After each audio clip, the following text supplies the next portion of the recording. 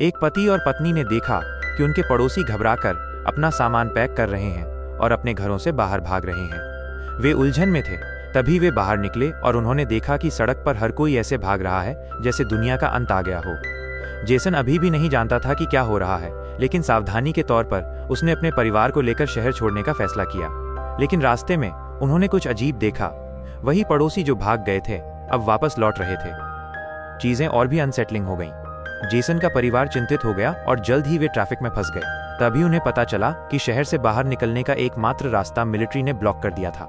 ऊपर हेलीकॉप्टर्स घूम रहे थे, घोषणा कर रहे थे कि शहर में एक सडन इन्फेक्शन फैल गया है और सभी रेजिडेंट्स को तुरंत अपने घरों में लौटने का आदेश दिया गया था।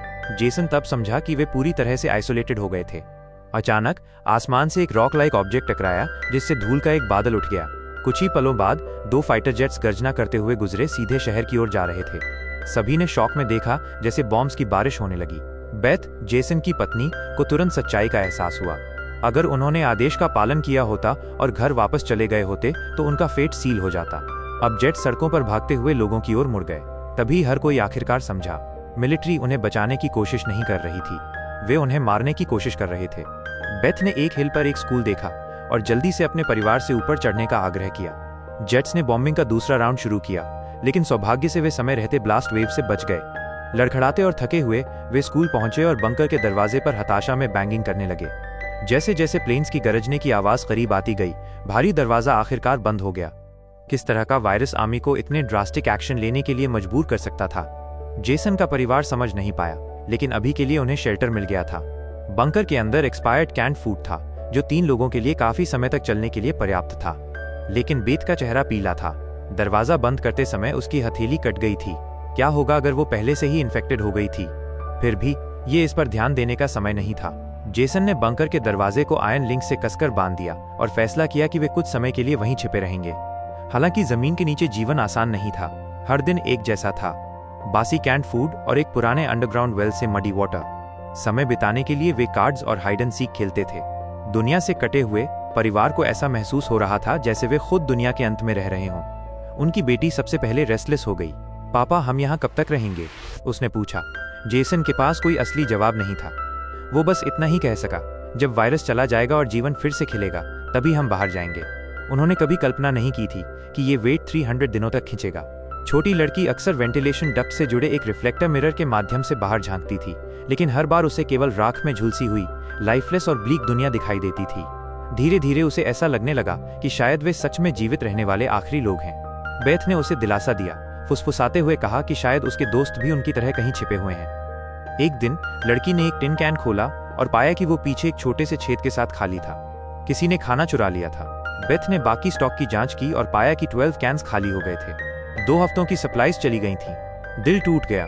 उसे शक हुआ कि रैट्स वेंटिलेशन डक्ट से अंदर घुस आए थे। अपनी बेटी का उदास चेहरा देखकर जेसन ने उसे रीअश्योर्ड किया, छोटी मोटी बातों की चिंता मत करो। अगर खाना खत्म हो जाता है तो मैं ऊपर जाकर और ढूंढूंगा। उस रात जब लड़की अपनी माँ के साथ खेल रही थी तो पीछे से एक हल्की सी आवाज आई। एक रथ फिर से अंदर घुस आया था, एक और टिन चुराने की कोशिश कर रहा था। फ्यूरियस जेसन ने एक नाइफ निकाला, उसे मारने के लिए तैयार था, लेकिन क्रीचर असामान्य रूप से तेज था और होल की ओर डार्टेड हो गया। जैसे ही वो भागने वाला था, बेथ आगे बढ़ी और उसे पकड़ लिया। लेकिन इससे पहले कि वे सेलिब्रेट कर पाते, बंकर में एक तेज जलने वाली स्मेल भर गई। रैट ने एक ऑयल लैंप को गिरा दिया था। तापमान जल्दी से बढ़ा और अचानक लैंप फट गया, जिससे हर जगह केरोसिन फैल गया। फ्लेम्स तेजी से फैल गईं। बेथ ने आग बुझाने के लिए एक कर्टन को फाड़ दिया, जबकि जेसन आग बुझाने के लिए एक स्टोन टैप से पानी खींचकर लाया। एक डेस्परेट स्ट्रगल के बाद उन्होंने आखिरकार इसे बुझा दिया। जब वे अपनी बेटी को खोजने के लिए मुड़े तो वो बेड के नीचे छिपी हुई थी, मिरर को घूर रही थी। वेंटिलेशन डक्ट से धुआं बाहर निकल रहा था, जिससे उनके लोकेशन का पता चलने का खतरा था। जेसन ने फुसफुसाया कि शायद रात का अंधेरा धुएं को छुपा देगा। वे तीनों टेरर में जागते रहे। सौभाग्य से उस रात कुछ नहीं हुआ। अगली सुबह जेसन ने मिरर की जांच की और देखा कि वो सूट से काला हो गया था। धुआं निकल गया था, लेकिन अब डक्ट के चारों ओर राख की एक थिक लेयर चिपकी हुई थी, जो उन्हें छिपाने में मदद कर सकती थी। फिर भी उन्होंने इसे साफ करने का फैसला किया। जेसन और बेथ ने दरवाजे को अनचेंड किया, खतरे के लिए ध्यान से सुना और आखिरकार बाहर कदम रखा। अपनी बेटी को अंदर अकेला छोड़ दिया। समय बीतता गया, लेकिन वे वापस नहीं लौटे। एंग्शियस लड़की एक स्टूल पर चढ़ गई और रिफ्लेक्टर मिरर से बाहर झांका। उसने अपने माता पिता को बंकर के दरवाजे को कैमोफ्लेज करने की कोशिश करते हुए देखा, लेकिन फिर दूर एक ब्लैक शैडो जंगल में स्लिदर्ड हो गई। टेरिफाइड, उसने अपने पिता को उसके पीछे देखने के लिए चिल्लाया, लेकिन वे सुनने के लिए बहुत दूर थे। पैनिक उस पर हावी हो गया और वो बाहर भागी, लेकिन एक बार वहां पहुंचने पर उसके माता पिता कहीं नहीं दिखे। ट्रेम्बलिंग, उसने उन्हें पुकारा। अचानक 2 हाथों ने उसे पकड़ लिया। यह जेसन और बेथ थे।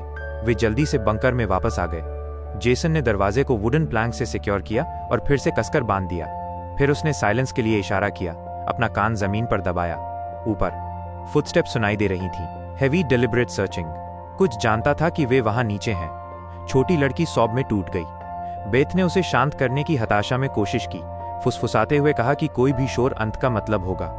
जेसन ने उसे तब तक डिस्ट्रैक्ट किया जब तक वो शांत नहीं हो गई, लेकिन बेथ की आंखें वेंटिलेशन डक्ट पर टिकी रहीं। उसकी एंग्जाइटी बढ़ती जा रही थी। अचानक एक लाउड क्रैश ने बंकर को हिला दिया। फुटस्टेप्स भारी हो गए जब तक कि वे ठीक उनके शेल्टर के ऊपर रुक गए। जेसन के माथे से पसीना टपक रहा था। जिस चीज का उन्हें डर था वो आ चुकी थी। कुछ ने आयरन डोर के खिलाफ जोर से धक्का दिया।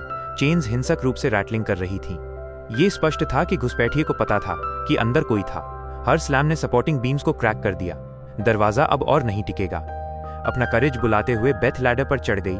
दरवाजे को बंद रखने के लिए अपने बॉडी वेट का उपयोग किया, लेकिन धीरे धीरे लिड अभी भी खुलने लगी और 2 चमकती ग्रीन आईज अंदर झांक गईं। ठीक उसी क्षण जेसन ने एक स्टील पाइप को तोड़ दिया और इसे फ्रेम में जैम्ड कर दिया, जिससे दरवाजा बंद हो गया।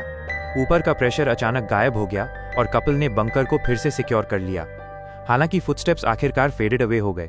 जेसन के हाथ अनकंट्रोलेबली हिल रहे थे। अब वो जानता था कि बाहरी दुनिया केवल रूथलेस सोल्जर्स से नहीं, बल्कि टेरिफाइंग मॉन्स्टर्स से भी भरी हुई थी। परिवार होपलेसनेस और एग्जॉस्शन में स्टेयर्स के पास हडल्ड हो गया। उनका हाइडिंग प्लेस एक्सपोज्ड हो गया था। मॉर अटैक्स किसी भी क्षण आ सकते थे। और वास्तव में जल्द ही स्टोरेज रूम की शेल्व्स रैटलिंग होने लगी, जिसके बाद ऊपर काउंटलेस फुटस्टेप्स की आवाज आई। एक स्वॉर्म की तरह वे जमा हो गए और एक मैसिव असॉल्ट शुरू कर दिया। इस बार आयन दूर ने रास्ता दिया। Countless glowing eyes dark bunker में घूर रहे थे। जेसन का परिवार डर में पीछे हट गया, लेकिन मॉन्स्टर्स आगे बढ़ते रहे। जेसन ने ऑयल लैम्प को हर्ट किया और दरवाजे के खिलाफ एक कैबिनेट को शिफ्ट किया, लेकिन ये ज्यादा देर तक नहीं टिकेगा। तभी उनकी बेटी ने जमीन में एक डक्टेड ओपनिंग को देखा। जेसन ने इसे स्मैश करके खोल दिया। अपनी पत्नी और बच्चे को इसमें से जबरदस्ती भेजा, लेकिन जब उसने फॉलो करने की कोशिश की तो नैरो पैसेज ने उसे ट्रैप कर लिया। मॉन्स्टर्स कुछ ही सेकंड्स दूर थे। डेस्परेशन में जेसन ने अपनी ही आर्म को डिसलोकेटेड कर दिया और रिगल्ड फ्री हो गया। बेथ ने अपनी पूरी स्ट्रेंथ के साथ खींचा, लगभग उसे बाहर निकाल ही लिया था जब एक मैसिव क्लॉड फुट फ्लेम से बर्स्ट हुआ और उसे सीज कर लिया। जेसन ने बेथ को अपनी बेटी की रक्षा करने के लिए चिल्लाया, इससे पहले कि उसे वापस बंकर में घसीटा गया। बेथ और उसकी बेटी टनल्स के माध्यम से स्प्रिंटेड हो गईं। जेसन के संघर्ष को उनके पीछे एको होते हुए सुन रही थी। वो जानती थी कि वो अपनी जान देकर उन्हें समय दे रहा था। वे खुले में बर्स्ट हुईं, केवल एक मैसिव वॉल द्वारा अपने रास्ते को ब्लॉक पाया। एक हेलीकॉप्टर की स्पॉटलाइट उनके ऊपर से गुजरी, उन्हें अपनी ग्लेयर में ट्रैप कर लिया। ऊपर से एक जायंट नेट गिरा और उन दोनों को स्नेरिंग कर लिया।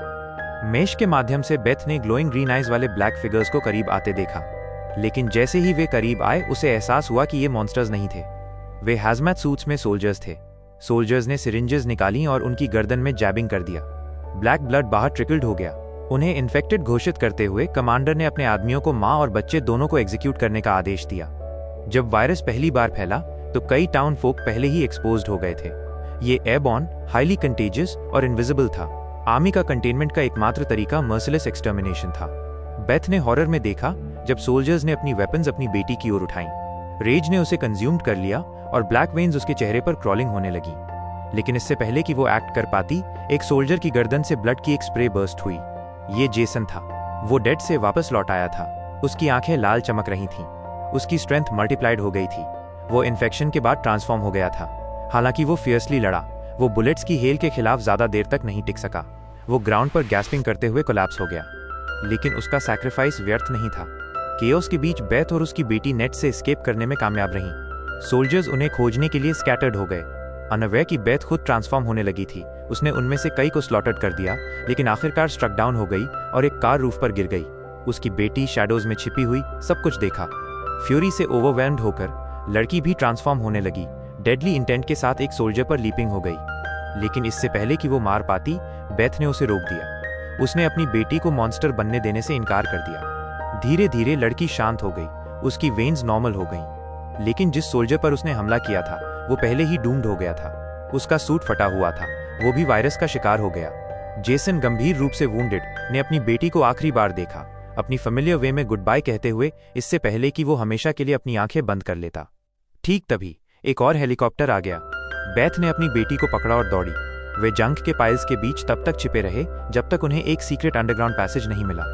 एक सडन लाइट ने एक छोटे लड़के को रिवील्ड किया, उनका पुराना पड़ोसी, जिसने उन्हें एक हिडन सेलर में लेड किया जहां कई फेमिलियर सर्वाइवर्स छिपे हुए थे। काउंटलेस लोग जिंदा रहने के लिए अंधेरे में रैट्स की तरह रहने के लिए मजबूर थे। जेसन के परिवार ने हर दिन मॉन्स्टर्स से भागते हुए बिताया था, फिर भी सच्चाई में अनइन्फेक्टेड वर्ल्ड की नज़रों में वे खुद मॉन्स्टर्स बन गए थे। और अगर आपने ध्यान दिया तो आपको एहसास होगा कि वे हमेशा जानते थे कि वे इन्फेक्टेड थे। यही कारण है कि वे अपनी बेटी को कभी भी अपना टेम्पर खोने के लिए वार्न करते रहते थे, क्योंकि एंगर ट्रांसफॉर्मेशन को बाहर लाता था। और मेरे दोस्तों, यहीं आज की कहानी समाप्त होती है। यदि आपको ये पसंद आया तो बने रहें, हम अगली बार फिर मिलेंगे।